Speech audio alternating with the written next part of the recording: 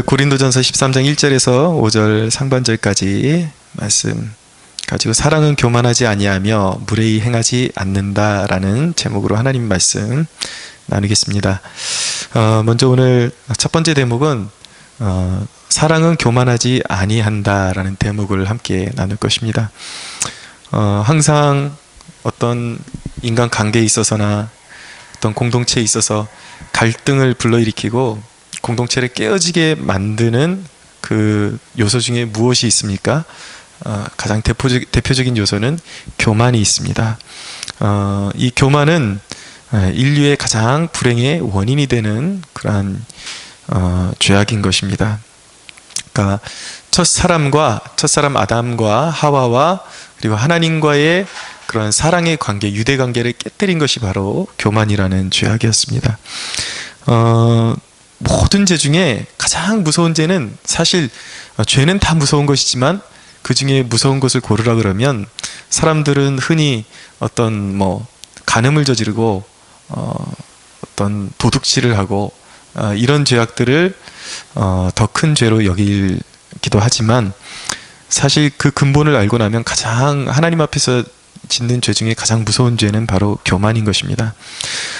교만하면 스스로를 높이기 때문에 성공할 것 같지만 사실 교만의 끝은 무조건 내리막길로 내려가게 되어 있습니다. 베드로전서 5장 5절은 그래서 하나님은 교만한 자를 대적하시되 겸손한 자에게는 은혜를 베푸신다고 그렇게 말씀하고 있습니다. 그럼 교만의 속성이 무엇이길래 그렇게 위험한 것인가? 그리고 교만하면 사랑의 관계가 깨어지고 공동체가 깨어질 수밖에 없는가? 교만의 속성을 두 가지로 말씀드리려고 그래요. 그 한 가지는 뭐냐면 교만은 높아지려는 소욕입니다. 복음을 받아들이면 사람들이 변화됩니다. 복음을 받으면 사람들이 변화받고 교회가 생겨나죠. 그러면 사람들은 이전 모습과 사뭇 다른 그런 삶의 패턴을, 삶의 습관들을 가지게 되고 또 옛사람의 습관들을 버리기 시작합니다. 그럼 사람들이 점점 변화되게 되죠. 그러면서 일순간 천국을 맛보는데 그런데 교회 공동체가 자리매김하면서 다시 교회가 삐그덕거리기 시작합니다. 왜입니까? 다른 죄악들은 오히려 크게 보이는 죄악들은 쉽게 버릴 수가 있어요. 예를 들어서 이전에 우리가 술을 마시고 방탕하게 살고 이런 것들은 오히려 우리가 쉽게 버릴 수가 있는데 교만이라는 죄악은 결코 쉽게 사라지지 않기 때문입니다. 가장 우리 마음의 중심에 자리 잡고서 우리 안에서 끊임없이 솟아오르고 역사하는 그런 죄악이 바로 교만의 죄악인 것이죠.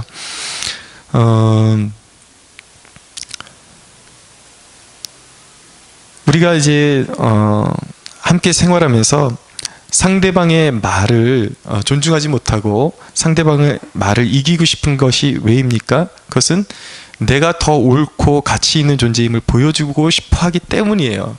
그것이 곧 높아지려고 하는 욕구라는 것이죠. 초대교회가 우리가 생각할 때에는 완벽한 줄 알고 있지만은 사람이 존재했던 그 모든 곳에는 다 문제가 있기 마련입니다. 그래서 초대교회도 가장 폭발적인 부흥을 일으켰던 그런 시대이지만 그 교회마다 보면은 알 수 없는 저마다의 소가리를 하고 있었다는 것을 깨닫게 됩니다.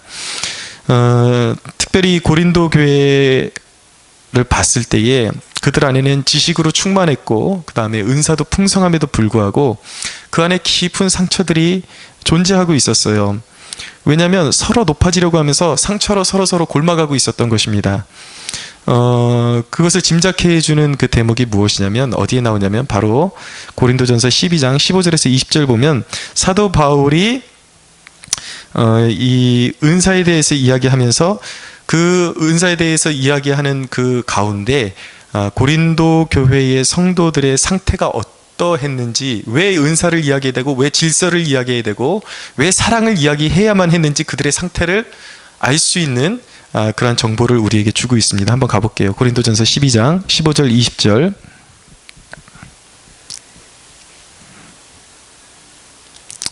12절에서 20절까지 천천히 읽어볼까요? 시작. 몸은 하나인데 많은 지체가 있고 몸이 지체가 많으나 한 몸임과 같이 그리스도도 그러하니라. 우리가 유대인이나 헬라인이나 종이나 자유인이나 다 한 성령으로 세례를 받아 한 몸이 되었고 또 다 한 성령을 마시게 하셨느니라. 몸은 한 지체뿐만 아니요 여럿이니 만일 발이 이르되 나는 손이 아니니 몸에 붙지 아니하였다 할지라도 이로써 몸에 붙지 아니한 것이 아니요 또 귀가 이르되 나는 눈이 아니니 몸에 붙지 아니하였다 할지라도 이로써 몸에 붙지 아니한 것이 아니니 만일 온몸이 눈이면 듣는 곳은 어디며 온몸이 듣는 곳이면 냄새 맡는 곳은 어디냐. 그러나 이제 하나님이 그 원하시는 대로 지체를 각각 몸에 두셨으니 만일 다 한 지체뿐이면 몸은 어디냐. 이제 지체는 많으나 몸은 하나라. 아멘. 여기까지. 여기서 골자는 뭐냐면, 자, 여기서 우리가 주목해서 볼 대목은 고린도 교회의 성도들의 성향이 어떻게 나타나고 있었냐면 15절에 보니까 만일 발이 이르되 나는 손이 아니니 몸에 붙지 아니하였다. 그러니까 어떤 특성들이 있었냐면은 자기를 특별하게 높이고 사람들에게서 분리하고 그래서 자기를 더욱더 대단하게 추켜 세우는, 그리고 다른 사람들을 낮추어 보는, 사람들과 하나의 연대의식을 갖는 것을 거부하는 그런 풍토가 자리 잡고 있었다라는 것이죠. 그러니까 자기의 가진 지식 때문에, 은사 때문에 그런 탁월한 의식을 가지고 서로 분열되고 있었다라는 것입니다. 여러분, 교만의 가장 큰 특징이 무엇이냐면 바로 분리의식이에요. 우리가 바리새인 하면 떠오르는 게 교만이잖아요. 그들을 왜 교만하다 그러는가? 바리새라는 그 명칭 자체가 분리주의자라는 뜻이에요. 근데 처음에는 좋은 의도로 이렇게 시작된 그런 경건 운동이었는데 나중에는 그 경건이 극으로 빠지면서 자기는 죄인들과 전혀 다른 존재이고 죄인들은 상종할 수 없는 존재이고 자기는 굉장히 탁월한 존재로 그렇게 스스로가 높이면서, 그래서 이제 바리새라는 명칭이 처음에는 좋은 명칭으로 시작했는데 나중에는 교만의 상징이 되어버린 것이죠. 교만의 특징은 다른 사람들과 나를 분리해서 나를 특별하게 여긴다라는 거예요. 멀리 떨어져서 그 사람들과 함께 어울리고 함께 이야기를 나누고 함께 한 목적을 바라보는 것이 아니라 멀리 서서 훈계하기를 좋아하고 자기의 가치를 은연중에 높이기를 좋아하는 것입니다. 고린도 성도들은 자기가 누구에게서 배웠는지 그리고 어떤 은사를 가졌는지에 따라서 나름대로 그 어떤 서열을 형성하고자 했던 거예요. 그런 욕망이 있었던 것입니다. 그런데 여러분, 우리가 알아야 하는 사실은 자기를 높이 여기고 다른 사람을 깔보기 시작하면, 다른 말로 사랑으로 대하지 않으면 상대방은 나보다 더 세지는 거예요.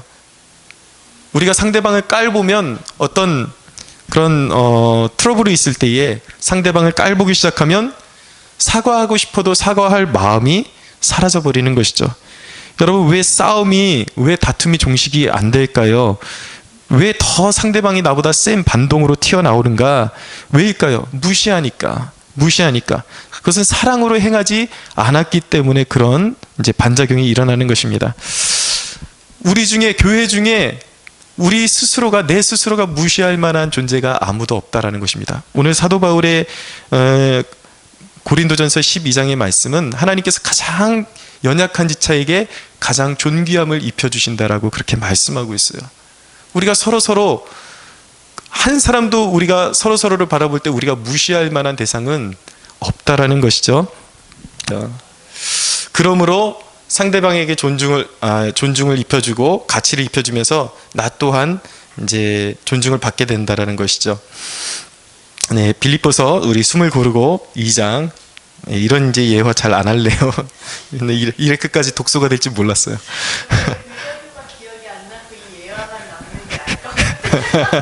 빌립보서 2장 1절에서 4절입니다.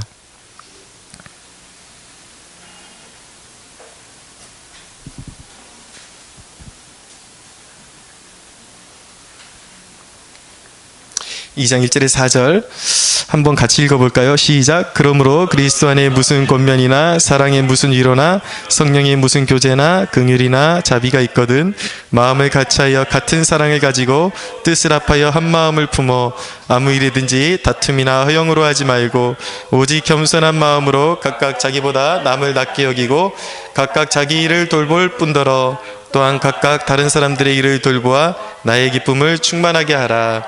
아멘. 항상 하나님의 교회에서 같은 마음과 같은 사랑이 중요하다라는 것을 말씀하고 있는 거예요. 여러분, 우리가 낮은 마음을 가져야 되는 이유가 무엇입니까? 아주 본질적인 것입니다. 왜냐하면 우리 중에 자격으로 구원받은 자가 아무도 없기 때문이에요. 여러분, 가졌으면 가진 것 때문에, 그리고 못 가졌으면 못 가진 대로 어떤 상황에서든지 하나님을 거역하던 것이 바로 저와 여러분입니다. 우리예요. 그러던 우리가, 저와 여러분이 어떤 조건을 가진 그 조건에 의해서 구원을 받은 것이 아니라 조건 없는 하나님의 긍휼하심과 죄인을 향한 자비, 하나님의 자비로우신 사랑으로 구원을 얻었다라는 것입니다. 하나님의 무조건적인 그 긍휼로 인해서, 죄인을 향하신 긍휼로 인해서 우리가 그분의 은혜의 그늘 아래 거하게 된 것이기 때문에 우리는 누구에게도 자랑할 것이 없고 눈을 높이 들 이유가, 높이 들어서도 안 된다라는 것입니다. 그렇기 때문에 여러분, 우리 믿는 자들 안에서, 이 공동체 안에서는 어떤 학벌의 우월주의나 사는 수준에 의한 차별이나 직업에 의한 차별의식이 우리의 내재되어 있는, 잠재되어 있는 그런 어떤 차별의식, 사람들을 깔아보고 나름대로 높은 마음을 가지려는 그런 우월의식을 버려야 할 줄로 믿습니다. 심지어는 열등감도 버려야 돼요. 왠지 아십니까? 열등감을 가지게 되면은 극단적인 반응을 보이게 됩니다. 하나는 무엇이냐면 주눅을 못 써요. 다른 사람들 앞에서 늘 기가 죽어 삽니다. 그러나 열등감이 반작용을 일으키면 어떻게 되냐면 필요 없는 자존심을 세우게 돼요. 왜냐하면 그냥 묻어갈 수 있는 그러한 대화 내용인데도 불구하고 열등감을 가지게 되면은 그거에 소위 거기서 꿀리지 않기 위해서 필요 없는 자존심을 피우는 것이죠. 예를 들어서 상대방이 어떤 부탁을 하면은 그냥 들어줄 수 있는 건데, 이 부탁을 내가 들어주면 내가 이 사람에게 휘둘리는 것 아닌가, 꿀리는 것 아닌가, 지나치게 생각하는 거예요. 늘 자존심이 그 열등감 때문에 혹시라도 저 사람보다 내가 뒤져 보이는 것 아닌가, 그러다 보니까 필요 없는 자존심을 세우는 것이죠. 그러니까 공동체가 무너지고 관계가 깨어지게 되는 것입니다. 근본적으로 우리가 가져야 될 마음은 무엇인가? 바로 그 마음을, 오늘 빌립보서가 우리에게 어떤 마음을 근본적으로 가져야 되는가? 바로 우리에게 그리스도 예수의 마음을 가지라고 말씀하고 있습니다. 2장 5절부터 한번 볼게요. 2장 5절부터 11절까지 한번 읽겠습니다. 시작. 너희 안에 이 마음을 품으라. 곧 그리스도 예수의 마음이니 그는 근본 하나님의 본체시나 하나님과 동등됨을 취할 것으로 여기지 아니하시고 오히려 자기를 비워 종의 형체를 가지사 사람들과 같이 되셨고 사람의 모양으로 나타나사 자기를 낮추시고 죽기까지 복종하셨으니 곧 십자가의 죽으심이라. 이러므로 하나님이 그를 지극히 높여 모든 이름 위에 뛰어난 이름을 주사 하늘에 있는 자들과 땅에 있는 자들과 땅 아래에 있는 자들로 모든 무릎을 예수의 이름에 꿇게 하시고 모든 입으로 예수 그리스도를 주라 시인하여 하나님 아버지께 영광을 돌리게 하셨느니라. 아멘. 여러분, 우리가 그리스도 예수의 마음을 품어야 할 줄로 믿습니다. 예수님은 하나님의 본체세요. 그분 자신이 하나님이십니다. 성자 하나님이세요. 그런데 그분은 우리를 구원하시기 위해서 이 땅에 육신을 입고 오셨을 때에 왕의 모습으로 오시지 않고 그분 자신을 비워서 종의 형체를 가지셨다라는 거예요. 여러분, 우리가 모시고 섬기는 우리의 주인이 그렇다라면 주님의 발자취를 쫓는 우리야 말해야 무엇하겠습니까? 우리는 마음을 낮춰야 되는 것이고 우리의 마음에도 종의 형상을 가져야 할 줄로 믿습니다. 이 마음을 가질 때 바로 다른 사람들을 대하여서 우리가 사랑으로 비로소 대할 수 있게 되는 것입니다. 여러분, 주님께서 우리를 구원하실 때 이미 모든 죄악의 권세를 밟아 이기시고 승리하셨습니다. 그렇기 때문에 우리가 이 사실을 깨닫고 겸손하고자 하고 그리스도의 형상을 닮아가고자 한다면, 우리가 하고자 한다면 성령께서 그 일을 할 수 있도록 우리를 도와주시고 그 일을 이루어 주실 줄로 믿으시기 바랍니다. 여러분, 교만의 또 다른 속성이 있어요. 두 번째 속성은 무엇이냐면 바로 지배욕이라는 거예요. 비슷한데 좀 달라요. 첫 번째는 높아지려는 소욕이라고 말씀드렸어요. 두 번째는 지배욕입니다. 교만의 아주 본질적인 성격을 우리가 좀 더 깊이 다루지 않을 수가 없는데, 교만의 깊은 성질은 바로 마귀적이라는 것이고 그것 자체가 바로 마귀의 것이라는 거예요. 여러분, 마귀가 어떻게 생겼는지 여러분들 대충 어떻게 생겨났는지 여러분들이 대략적으로 다 들은 이야기가 있기 때문에 알고 계실 것입니다. 그러나 또 성경의 어디를 근거로 해서 그런 마귀를 그런 입증할 수 있는지 여러분들이 또 궁금해하시는 부분도 있을 거라고 그렇게 생각이 됩니다.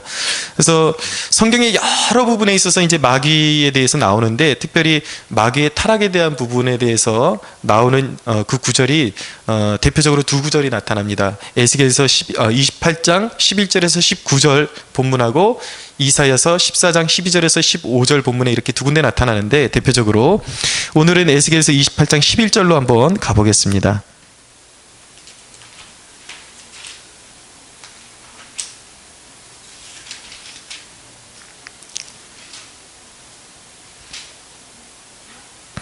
(28장 11절) 28장 11절에서 19절까지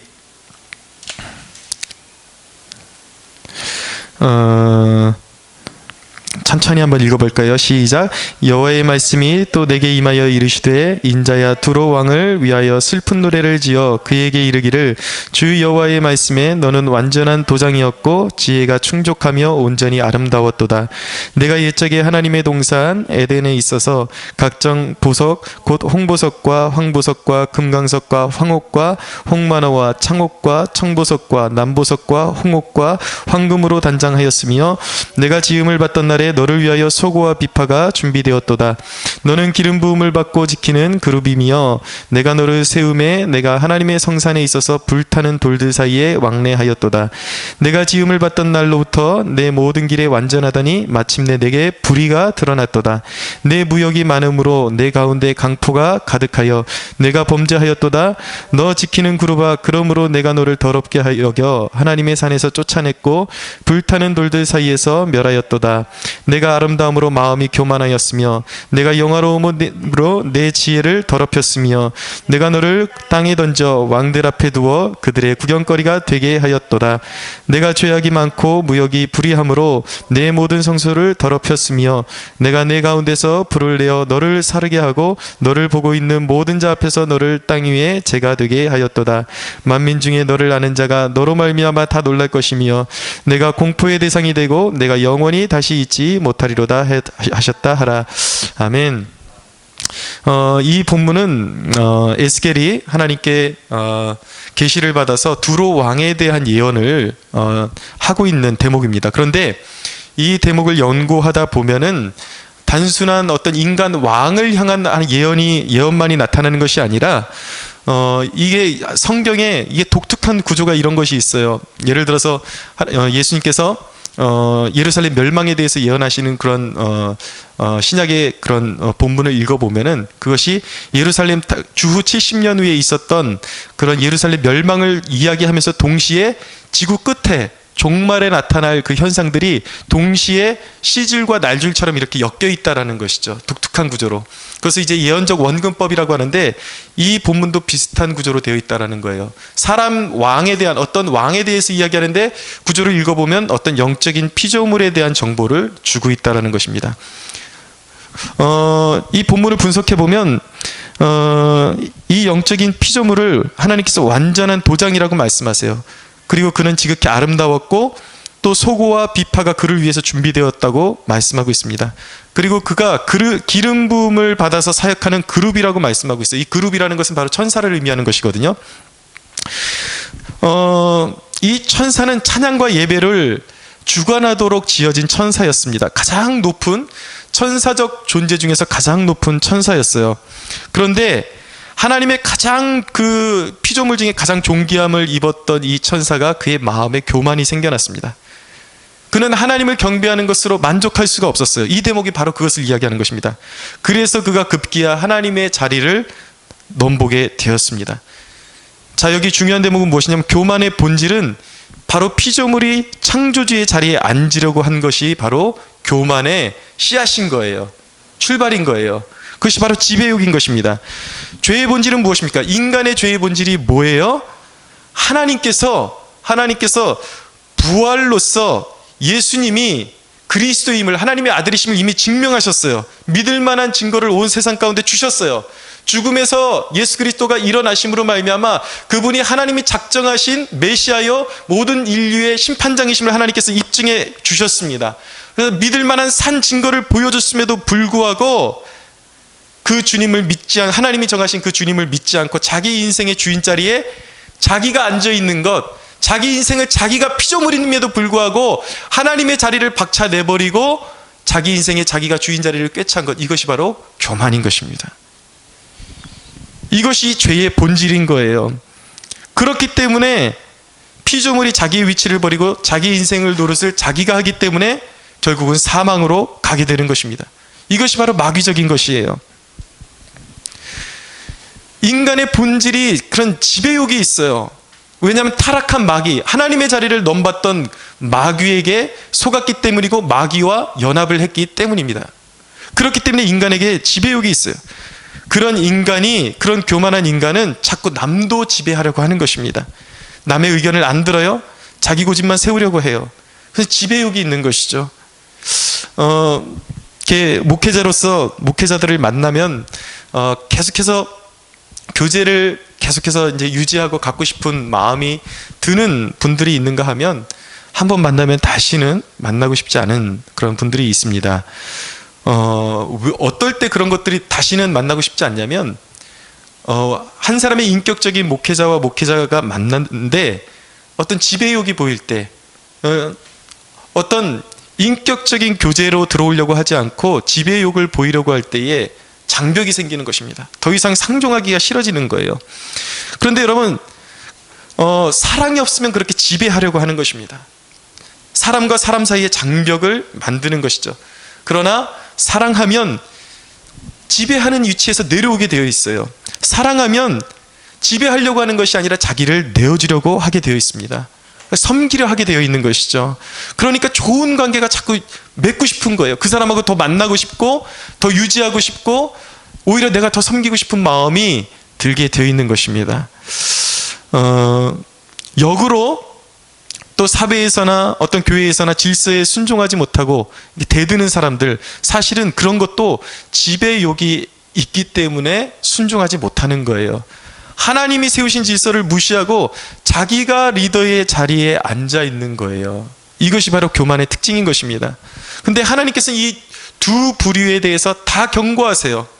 어떤 위의 사람으로서, 아랫 사람으로서 리더에게 순종하지 못하는 것에 대해서, 그리고 리더로서 따르는 사람들에게 억압적으로 지배하려고 하는 것, 분수 이상으로 지배하려고 하는 것에 대해서 하나님께서는 동시에 경고하고 계십니다. 그래서 하나님께서는 성경 말씀에 특별히 에베소 6장에 보면은 아래에 있는 사람들은 세우신 리더에게 그리스도께 하듯이 복종하라고 그렇게 말씀하고 있어요. 명령하고 있어요. 그리고 세워진 리더는 따르는 사람들에게 위협하지 말고 분수 이상으로 지배하지 말고 너희 위에도 상관이 되시는 주님이 계심을 잊지 말라고 그렇게 명령하고 계신 것입니다. 그런 의미에서 여러분, 사랑은 무엇입니까? 좀 정리하면 사랑은 상대에게 가치를 입혀주는 거예요. 존귀함을 입혀주는 것입니다. 내가 높아지려고 하지 않고 그 사람을 내가 소유하고 흔들려고 하지 않고 지배하려고 하지 않고 그 사람에게 가치를 입혀주는 것이 바로 사랑인 것입니다. 그래서 사랑은 종국적으로 서로에게 종이 되어줄 수 있는 거예요. 나를 내어줄 수 있는 것이 바로 사랑인 것입니다. 자, 여러분, 교만은 높아지고 지배하려는 성향이라고 말씀드렸어요. 이런 마음의 자세가 나타나게 되어 있어요. 마음의 자세가 높아지려고 하고 누군가를 지배하려고 하다 보면 나타나는 현상이 무엇이냐면, 오늘 고린도전서 다음 대목에 나오는 말씀인데, 그것이 무엇이냐면 상대에게 무례함을 보이는 것입니다. 무례함은 무엇이냐면 교만이 잉태한 열매가 바로 무례함이에요.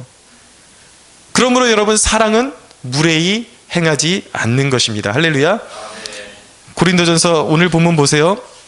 13장 5절에 보면 5절 상반절에 사랑은 무례히 행하지 아니하는 것이다 라고 말씀하고 있죠. 여러분, 우리의 삶에 보면은 우리의 삶 가운데 여러 가지 형태로 무례함이 나타납니다.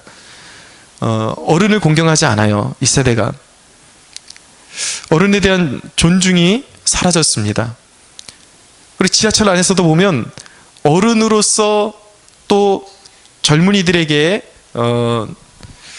이렇게 가져야 될 그런 예의가 있는데, 또 이렇게 보면 막무가내이신 어르신들을 보게 돼요. 뭐냐면 어떤 경우에는 보니까 이 핸드폰을 보고 있다가 앞에 어르신이 온 줄 모르고 자리를 양보하지 못해서 어떤 어른이 대신 그 청년을 대신해서 양보를 해줬어요. 그럼 양보를 해줬으면은 좀 곱게 양보를 해주면 좋은데 그 청년 바로 앞에다가 귀에다가 대놓고 요즘 청년들은 다 저렇게 핸드폰만 보고 예의가 없다고 이렇게 대놓고 여러 사람들 듣는 데다가 그렇게 이야기하는 모습을 본 적이 있습니다. 여러분, 무례하다라는 것은 꼭 아랫사람이 윗사람에게만 하는 것은 아니에요. 윗사람도 아랫사람들에게 대해야 되는 그러한 예의가 분명히 존재하는 것입니다. 또 상사하고, 직장에서 상사하고 사이가 안 좋으면 바로바로 페이스북에 올려요. 참지를 못합니다. 어떤 사람하고 관계가 안 좋아요? 삐그덕거려요?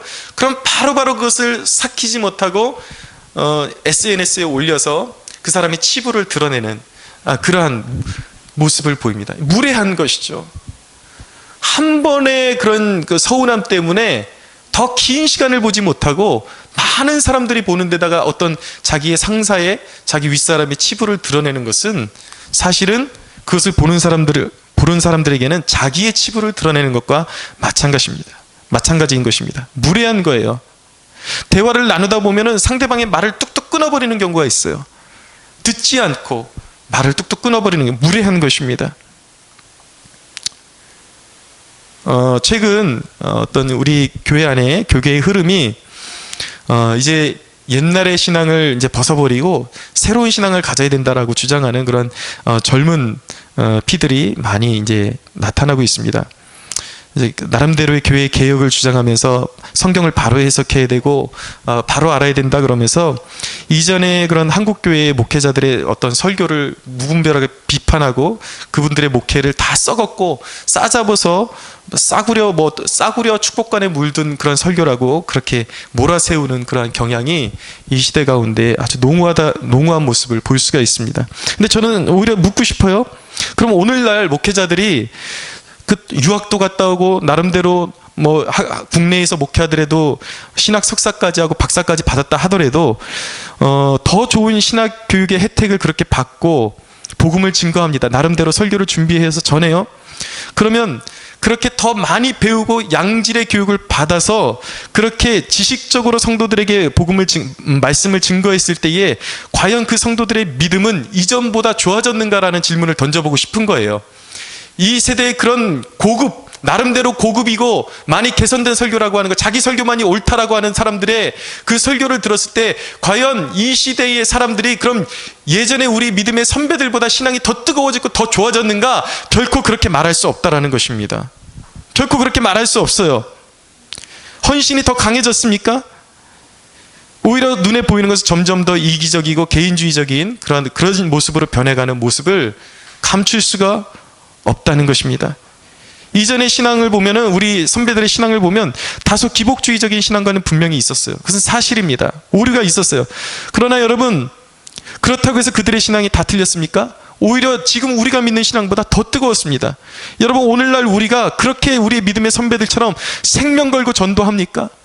몇 킬로미터도 걸어서 주의를 지키기 위해서 수십 킬로미터를 걸어서 교회에 나오는 그런 열정이 있습니까? 집안의 그 모진 핍박을 남편에게 핍박받고 시어머니에게 머리끄댕이 잡히면서도 한 몸에 그런 핍박을 받으면서도 굴하지 않고 믿음을 지켜서 결국에 그 모든 가정을 복음화시키는 그 믿음, 불굴의 의지, 그 불굴의 신앙이 오늘날 신앙인들에게서 찾아볼 수 있냐는 얘기예요. 민족과 가정의 복음화를 위해서 밤새워 기도하고 철야하고 그렇게 새벽에 모여서 뜨겁게 기도하는 일을 이 시대에 우리 세대 가운데 찾아볼 수 있냐라는 거예요. 여러분, 우리 세대가 순교의 위협과 찢어지는 가난의 고통을 알고 선배들을 그렇게 욕하는 것이냐라는 거예요. 제가 언젠가 우리 아버님이 어렵게 그 수십 년 동안 목회하시다 은퇴하셔갖고 손에 가진 것이 없으니까 어머니가 한번 그런 좀 투정을 부리시는 것을 봤어요. 정말 좀 이렇게 돈 걱정 좀 안 했으면 좋겠다. 좀 목돈 좀 손에 쥐고 그렇게 한번 살아봤으면 좋겠다라고 말씀하시길래 제가 그 이야기를 듣다가 막 타박을 했습니다. 어머니 한평생 목회를 하셔놓고 사모님으로 사셔놓고 그렇게 하시면 안 된다고, 우리가 어떻게 세상에서 물질을 바라보고 살아가는 사람들이냐고. 어머니가 그렇게 하시면 일평생 하나님을 위해서 살아온 게 다 그 무용지물이 되는 것 아니냐고, 믿음에 대해서 자부심을 가지라고 제가 한번 말씀드린 적이 있어요. 그랬더니 저희 아버님이 저에게 그런 말씀을 하시더라고요. 뭐라고 말씀하시냐면, 너는 가난을 모른다. 너도 가난하게 살아왔지만 그것으로 우리가 아버님 세대가 본인들이 살아왔던 그 삶의 애환과 그 정말 처절하게 가난한 목회 생활을 너는 모른다라는 거예요. 저도 이렇게 어렵게 개척 목회하고 있지만 아버님은 이 경험을 초월하는 가난과 싸워 이겨내셨기 때문에 감히 너희들이 함부로 그렇게 돈 이야기가 나올 때 이 어른들의 믿음을 싸구려로 그렇게 취급해서는 안 된다라는 뉘앙스로 저에게 말씀하셨어요. 제가 듣고 보니까 그 말씀이 옳아요. 정말 그 애통하는 그 고난의 시절을 통과해 보지 않은 사람은 고난에 대해서 함부로 이야기할 수 없는 것입니다. 여러분, 어느 선교사님이 그런 고백을 하는 것을 들었어요. 자기가 외국에 있는 그 어떤 매체를 통해서 신문 기사를 접하니까 한국에 대한 기사가 떴는데, 이 기사를 접하니까 자기가 너무 부끄러워지더라는 거예요. 어떤 기사였냐면, 한국에서는 어떤 지도자가 세워질지라도, 어떤 지도자가 세워져도 무조건 끄집어내리는 것이 몸에 배어있는 것 같다라는 그런 기사였다라고 합니다. 이분이 숨고 싶었대요. 거부할 수가 없었대요. 사실이기 때문에. 여러분, 누군가의 수고를 인정하지 않고 비난만 하는 일, 무턱대고 그들의 세대를 겪어보지 않고 비난만 하는 일, 이것이 바로 무례한 일의 전형인 것입니다.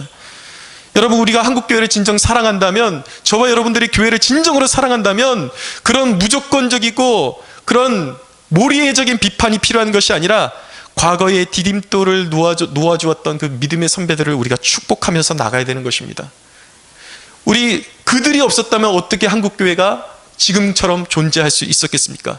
그 디딤돌들을 인정하고 축복하며 그들에게 어떤 신앙적인 과오가 있었다면, 성경 해석에 있었던 어떤 오류가 있었다면 그 성경적인 관점으로 그 실책들을 우리가 겸허하게 바로 잡아나가면 되는 거예요.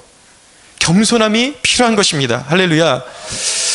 자, 우리가 말씀을 이제 정리하는 단계로 들어가면서 사랑은 교만하지 않는 것이라고 말씀드렸어요. 무례히 행하지 않는 것이다라는 그런 말씀을 우리가 정리하면서, 그럼 우리에게 과연 어떤 노력이 필요할까 간단하게 몇 가지로 적용하고 말씀을 정리하려고 합니다. 첫째는 상대의 가치를 입혀주는 대화의 노력이 필요합니다. 상대의 말을 무시함으로 자기를 높이려고 하지 말아야 돼요. 서로의 대화를 통해서 더 좋은 대화가 발생할 수 있도록 그렇게 해야 되는 것입니다. 일방적으로 자기 주장만 하는 대화는 좋은 대화라고 말씀드릴 수가 없어요.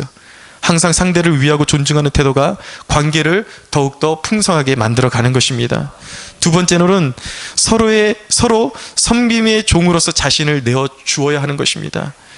여러분, 우리가 어떤 공적인 일은 질서가 필요하죠. 어떤 권위가 부여되면은 그 권위자의 말을 따르는 것이 옳습니다. 그러나 그 공적인 일을 떠나서는 서로에게 부탁이 있을 때 서로에게 일 좀 도와달라. 그러면 그것을 어떤 권위를 가지고 높아지려는 마음을 가지고 대하지 말고 자기를 혼신을 다해서 내어주는 자세가 필요한 것입니다. 서로가 서로에게 종이 되어야 할 필요성이 있는 것입니다. 그럴 때 우리 공동체가 더욱더 풍성해지고 은혜롭게 될 줄로 믿습니다. 세 번째로 질서를 존중하고 힘을 남용하지 않는 노력이 필요해요. 무슨 말씀이냐면, 우린 다 생각이 다릅니다. 주관적인 생각을 가지고 있어요. 주관적인 생각을 가진 사람들이 서로 생각이 옳다고 싸우면 해답이 나오지 않습니다. 그래서 하나님께서 질서를 주신 거예요. 그런 무질서를 해결하는 방법은 질서를 존중하는 거예요. 세워진 리더를 따르고 적극적으로 그 리더를 돕는 것입니다. 아울러서 반면에 그 리더는 함께하는 사람들의 심정을 헤아리려는 노력이 필요한 것입니다. 여러분, 결론은 사랑이에요. 교회와 가정이 사랑이 마르면 그것은 무엇만 나타나냐면 자기주장과 독선, 독단, 손가락질, 강압적으로 명령하고, 또 한 사람은 명령하고 또 한쪽에서는 그 명령을 거부하는 불순종만이 계속 존재하면서 교회와 공동체와 가정이 맛을 잃어버리게 되어 있는 것입니다. 여러분, 예수님의 사랑은 겸손한 사랑이에요. 상한 갈대를 꺾지 아니하시고 끝까지 품어주신 사랑입니다. 우리 모두가 십자가 앞에 서면 겸손해질 수밖에 없어요. 교만을 내려놓을 수밖에 없는 것입니다. 우리의 부족함에도 불구하고, 우리의 자랑할 것이 아무것도 없음에도 불구하고, 우리가 주님 앞에는 심판받을 일밖에 없지만 주님은 모든 것을 눈 감아 주셨습니다. 용서해 주셨습니다. 여러분, 그 주님 앞에 설 때 우리가 어떻게 다른 사람 앞에서 나를 주장할 수가 있겠어요? 나를 높일 수가 있겠어요? 결코 그럴 수 없는 것입니다. 그 주님의 무조건적인 사랑을 받은 그런 우리 안에는 존중과 화합과 일치와 감사 같은 이런 은혜로운 단어들만이 충만하게 일어나게 되기를 간절히 주 예수의 이름으로 축원합니다. 우리 하나님께 영광의 박수 올려드리겠습니다.